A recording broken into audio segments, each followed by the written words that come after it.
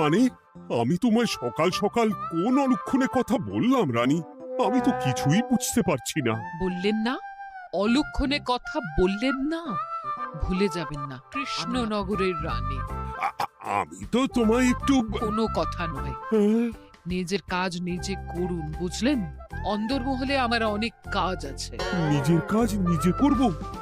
আমি তোমার স্বামী, আমি তোমার কাছে এইটুকু আবদার করতে পারি না? হ্যাঁ,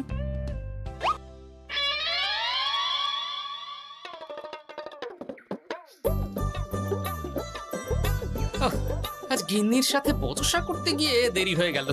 মহারাজ আবার আমার দেরি দেখে রেগে না যান।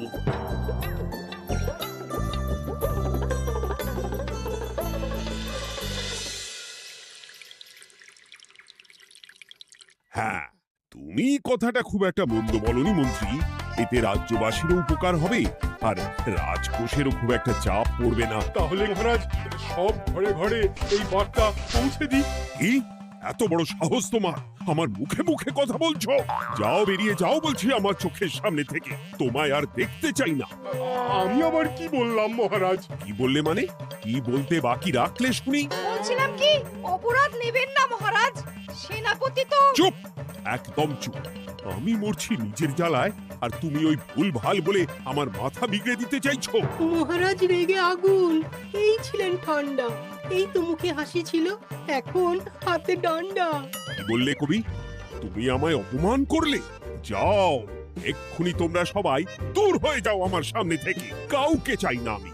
এই মুহূর্তে রাজসভা আমি শূন্য দেখতে চাই, না হলে আজ সব কটা গর্দান নেব আমি। যাও বলছি।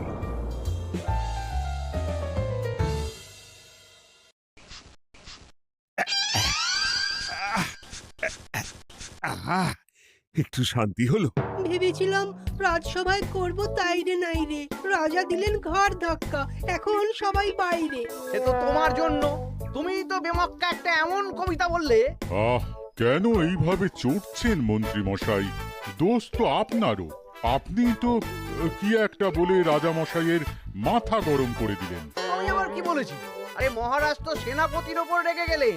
আরে বাবা, আমি আবার কি করলাম? পণ্ডিত মশাই কি সব বলে দিলেন, তখনই তো মহারাজ। এই আমার নামে একটা অসাধু বাক্য বললেই আমি কিন্তু। এ কি কাণ্ড! কৃষ্ণনগর রাজসভার সভারত্নরা বাইরে বের হয়ে কি মহা হট্টগোল শুরু করলেন। মহারাজ সবাইকে একসাথে ঘাড় ধাক্কা দিয়েছে। ওরে বাবা, এতগুলো ঘাড়ে রাজামশাই একসাথে ধাক্কা দিলেন কিভাবে? আচ্ছা, দোষটা কে করলো? দোষ করেছে ও, দোষ করেছে ও। দোষ করেছে ও। দোষ করেছে ও। এবারেও কেউ একমত হতে পারলেন না কে দোষ করেছে। আচ্ছা বেশ, কি হয়েছে কেউ একটা খুলে বলুন দেখি। আমি বলছি, মহারাজ বেশ খোশ মেজাজি ছিলেন, কিন্তু হঠাৎ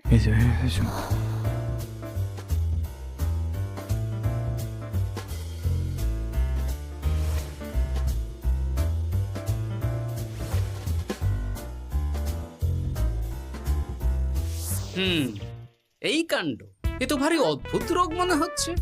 মহারাজের আচমকা মাথায় রক্ত চড়ে গেল নাকি? হ্যাঁ, মহারাজ আপনাদের রাজসভায় ডেকেছেন। ওরে বাবা না, যাব না গো আমি। আমার কাছে আমার প্রাণ সবচেয়ে দামি। আমিও যাব না। নির্ঘাত মহারাজ গর্দান নিতেই ডাকছেন। আমিও যাব না গোপাল, আমারও প্রাণের বড় মায়া। আচ্ছা, এটা কি কোনো কথা হলো? হ্যাঁ, প্রাণের মায়া কার নেই বলুন তো? আর মহারাজ যে গর্দান নিতেই ডাকছেন তার কি কোনো মানে আছে? অন্য কারণও তো হতে পারে। তুমি কি করে বুঝলে? হ্যাঁ, বুঝতে পারিনি, তবে আন্দাজ করেছি। তোমাদের কথাতেই শুনলাম মহারাজ খোশ মেজাজেই ছিলেন, সহসা রেগে গেছেন। আবার যে সহসা খোশ মেজাজেই ফেরেননি, তাই কি বলা যায়? এটা তুমি বলনি তো মন্দ। চলো সবে ফিরিয়ে আনি রাজসভার ছন্দ। আরে গোপাল, এসো এসো এসো। তা এত দেরি করলে কেন? বাকিরা কোথায়? তারা আসছেন মহারাজ। আপনি তাদের ডেকেছেন, তাদের ঘাড়ে কটা মাথা যে তারা আসবেন না। কিন্তু মহারাজ, আমি অন্য কথা ভাবছি। কি কথা গোপাল? আপনি নাকি সভায় আজ হঠাৎ সবার উপরে রেগে গিয়ে তাদের সভা থেকে বের করে দিয়েছেন মহারাজ। এ কি সত্যি মহারাজ? আরে না না গোপাল, মোটেও না। বলতে পারো আমি সবার সাথে একযোগে একটা রসিকতা করছিলাম। আমি দেখছিলাম সবাই আমার রসিকতা কেমন বুঝতে পারে। তাই নাকি? আসলে তুমি ছিলে না বলেই এরা কেউ আমার রসিকতা ধরতে পারেনি। এ কি সত্যি মহারাজ? আপনি সত্যি আমাদের উপর কোনো রাগ করেননি? হুম, এ কি এই সব কিছুই আপনার রসিকতা ছিল? ও মা, তাই নাকি মহারাজ? এই যে আপনি শুনিয়ে দিলেন কথা কড়া কড়া, সবকিছুই ছিল আসলে নিছক মজা করা। আহ, আবার যত সব বাজে বকছো তোমরা। এত কথা কেন? তোমরা কেউ আসলে মহারাজ কৃষ্ণচন্দ্রের রাজসভার যোগ্য নও। যাও, যাও, দূর হয়ে যাও। কিন্তু মহারাজ, এই যে আপনি বললেন। আহ, তুমি সবার আগে যাও তো। তুমি হলে সব নষ্টের গোড়া। যাও বলছি, আমার আর ভালো লাগছে না। যাও। জপ বাবা।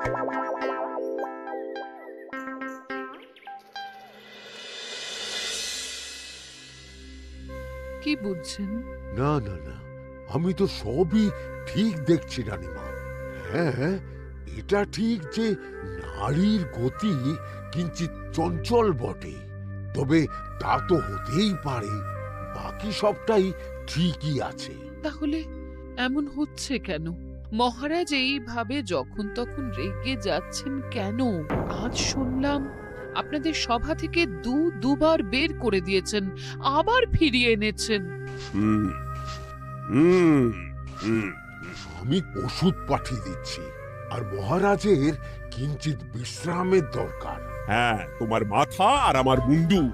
বলি, আমি বিশ্রাম নিলে রাজকার্যকে চালাবে শুনি তুমি, নাকি ওই অকর্মার ঢেকি মন্ত্রী? না মানে ওই আমি। যাও, আর আমার কথা বলতে ভালো লাগছে না। আমাকে একটু একা থাকতে দাও।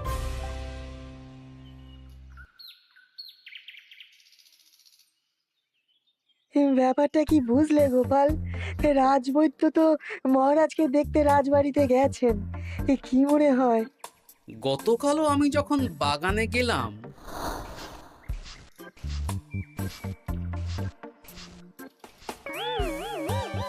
গোপাল, তোমার কি মনে হয় মহারাজকে কোন রোগে ধরেছে?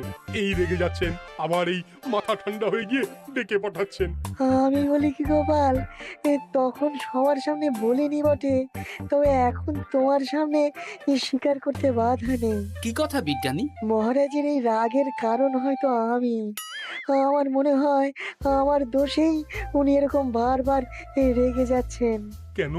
আসলে মহারাজ আমাকে একটা মাথা যন্ত্রণা সারার ওষুধ আবিষ্কারের দায়িত্ব দিয়েছিলেন, তো আমি অনেক চেষ্টা করেও সেই ওষুধটা আবিষ্কার করতে পারিনি। যেটা আবিষ্কার করেছি তাতে সেরকম কাজ হচ্ছে না। আমার মনে হয় ওনার মাথা ব্যথা থেকে এরকম হচ্ছে। সে যাই হোক, তুমি কিছু একটা করো গোপাল। মহারাজের অসুখ কিভাবে সারানো যাবে সেটা নিয়ে কিছু একটা ভাবো। ভাবতে তো হবেই। আজ সন্ধেবেলায় তুমি তোমার বাড়িতে বাকি সভাসদদের ডেকে আনো, আমি সমাধান সঙ্গে নিয়ে সময় মতো চলে আসবো। আচ্ছা বেশ, তাই হবে। আমি এখনই বাকিদের খবর দিয়ে দিচ্ছি। আর বিজ্ঞানী, একটু এদিকে এসো তো, একটা কথা আছে।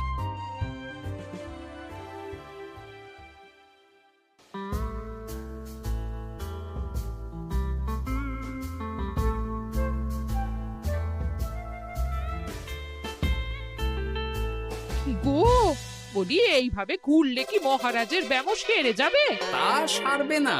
তার চেয়ে এক কাজ করি, কিছুটা আলু আর ছোলা সেদ্ধ করেছি, তার সাথে নুন, লঙ্কার গুঁড়ো আর লেবু দিয়ে মেখে আলু কাবলি বানিয়ে দিই, কি বলো? হ্যাঁ, দাও দাও দাও, মন্দ হয় না। মহারাজের মন উচ্চাটন, তার কি কারণ?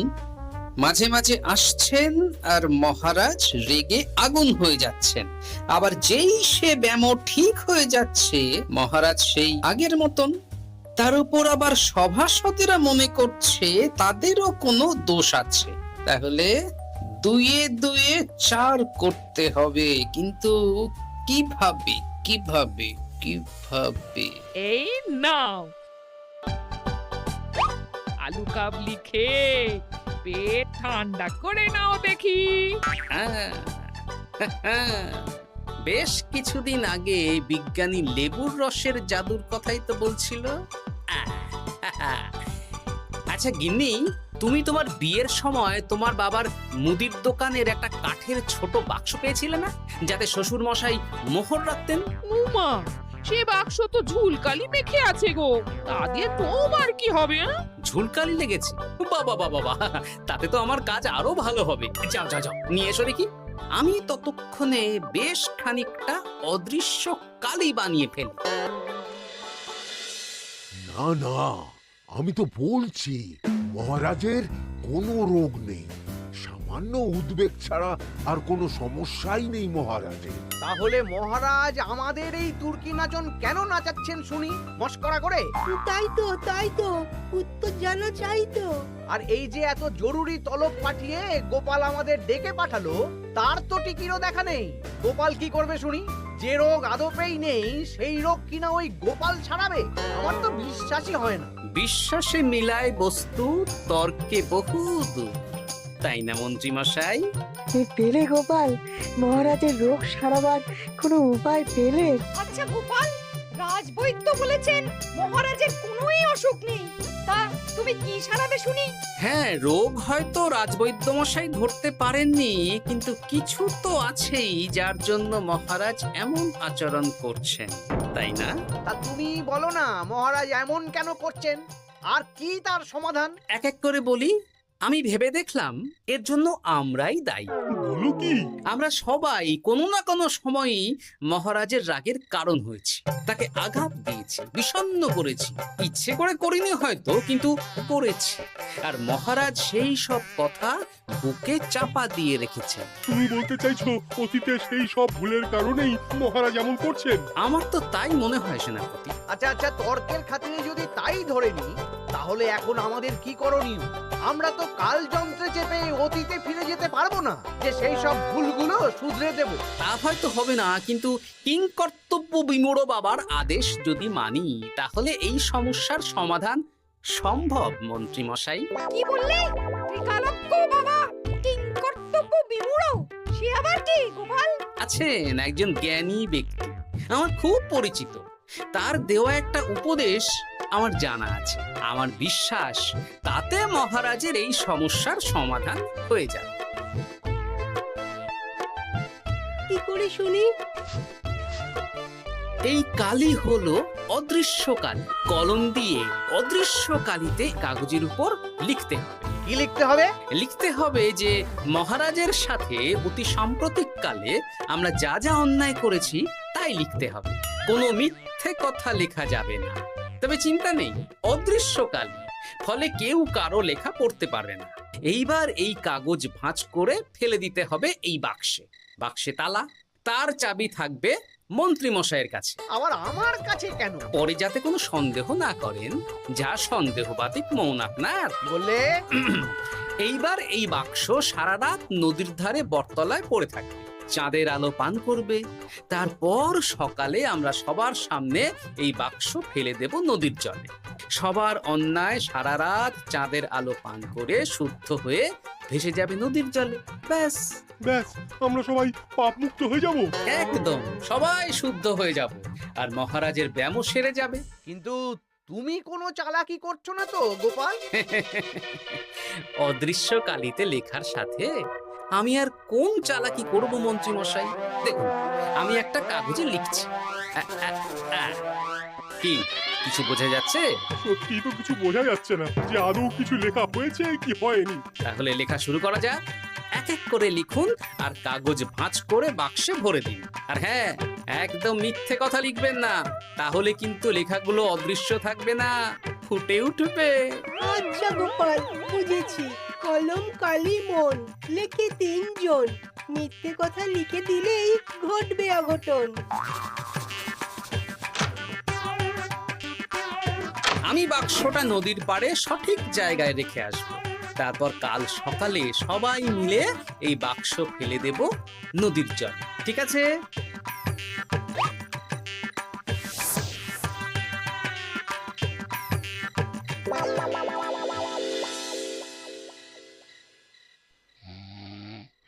কথায় আছে, মনে যা আসে বলে যাও, ভুলেও লিখো না, তাহলেই বিপদে পড়বে।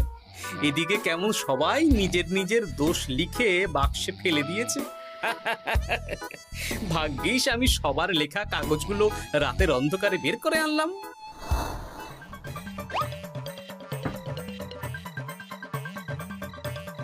এইবার এই কাগজগুলো ঢুকিয়ে দিলেই কেল্লা ফতে। এখন সবার পাপের স্বীকারোক্তি আমার হাতের মুঠোয়।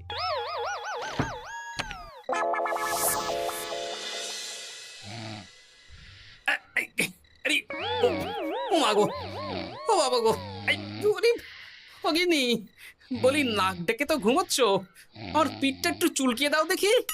ধুত্তারি, এই জন্যই তো মাথাটা যায় গরম হয়ে। আরে, এই সহজ ব্যাপারটাই তো আমি বুঝতে পারিনি। মহারাজের অসুখ তাহলে এই। যাক, এই রাতের বেলাতেই একসাথে একটা ঢিল পেয়ে গেছি। এক ঢিলে মারবো 2 পাখি। রাজার অসুখও সারবে, আবার সব কটা পাজি শায়েস্তাও হবে। হ্যাঁ,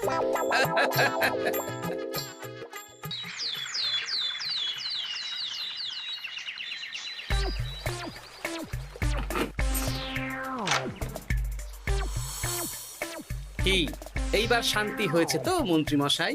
যেমন অদৃশ্য লেখা ছিল সেরকমই আছে তো?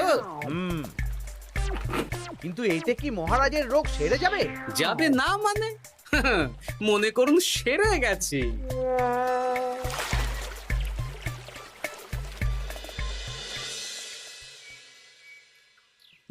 তাহলে আজকে সভার কাজ শুরু করা যাক।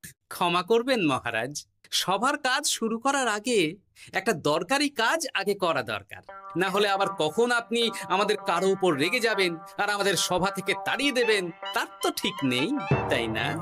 গোপাল, আর বিরক্ত করো না। আমার এত সাহস নেই মহারাজ যে আমি আপনাকে বিরক্ত করব। আমি তো জানি নিজের পিঠ যখন নিজে চুলকোনো যায় না, আর কেউ থাকে না সেই পিঠ চুলকিয়ে দেবার মতো, তখন কিরকম বিরক্তি জেগে ওঠে, তাই না মহারাজ? এ কি গোপাল, তুমি এত কিছু কি করে জানো? জানাই তো আমার কাজ মহারাজ। আর এও জানি যে আপনার এই বিরক্তির পেছনে সভাসদগণের ভূমিকা ঠিক কি। তার মধ্যে তুমিও আছো গোপাল, তাই না? আছি, পুরো মাত্রায় আছি মহারাজ। তবে হ্যাঁ, আমি কিন্তু তাই বলে রাজকোষের হিসেবে গোলমাল করে মহারাজের কোপের কারণ হইনি মন্ত্রী মশাই। এটা কি গোপাল আন্দাজে বলছে? না হলে কাল অদৃশ্য কালিতে আমি কি লিখেছি সেটা জানলো কি করে? আমি যা লিখেছি সেটাও কি গোপাল পড়ে ফেলেছে নাকি? যাকে পড়লেই বাকি, সব লেখা তো ওই নদীর জলে ভেসে গেছে। আমি যে লিখেছি তার প্রমাণ কি? তবে আর চিন্তা নেই মহারাজ, সমস্যার সমাধান হয়ে গেছে। এখন থেকে আপনি যতক্ষণ রাজসভায় থাকবেন, প্রথমে মন্ত্রী মশাই, তারপর পণ্ডিত মশাই, আর তারপর রাজবৈদ্য পালা করে আপনার পিঠ চুলকে দেবে। কেন আমি কেন চুলকে দেবো? না দিলে যে আপনার কপালে অনেক বড় শাস্তি ঝুলছে মন্ত্রী মশাই। রাজকোষে যে জালিয়াতি আপনি করেছেন তার স্বীকারোক্তি আমি হাজির করব যে মহারাজের সামনে।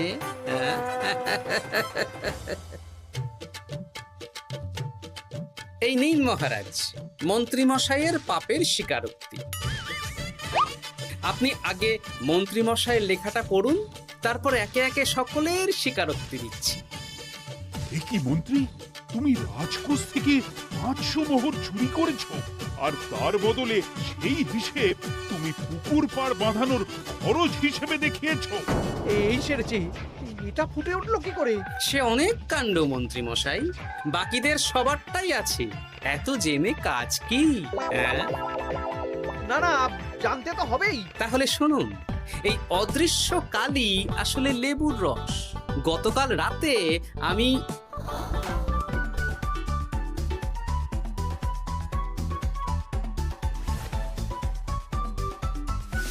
এবার লেবুর রসের অদৃশ্য লেখা কেন বা কিভাবে ফুটে উঠলো সেটা বিজ্ঞানী বোঝাবে। লেবুর রসে লেখা আগুনের তাপে ধরলে ফুটে ওঠে, কারণ লেবুর রসে থাকা অম্ল কাগজের সাথে থাকা শ্বেত সারের সাথে বিক্রিয়া করে এবং তাপ পেলে সেই বিক্রিয়া দ্রুত হয়ে কাগজের শ্বেতসার রাসায়নিকভাবে পরিবর্তিত হয়ে গাঢ় রং ধারণ করে। অনেক দিন আগে বিজ্ঞানীর কাছে ব্যাপারটা জেনেছিলাম, আজ কাজে করে দেখালাম। এবার মন্ত্রী মশাই দেখুন, মহারাজের সেবা করা ভালো না তার বদলে চাবুক খাওয়া ভালো।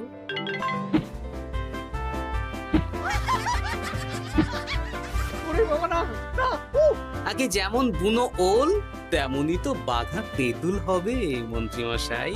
যা, রাজা মশাইয়ের মেজাজ আবার বিগড়ে যাওয়ার আগেই কাজ শুরু করে দিন ও বাকিদেরকে সেবা করার সুযোগ করে দিন। আজ থেকে ভুল হলে শুধরে নেব ভুলকে। মন্ত্রীমশাই মহারাজের পিঠ দেবে চুলকে।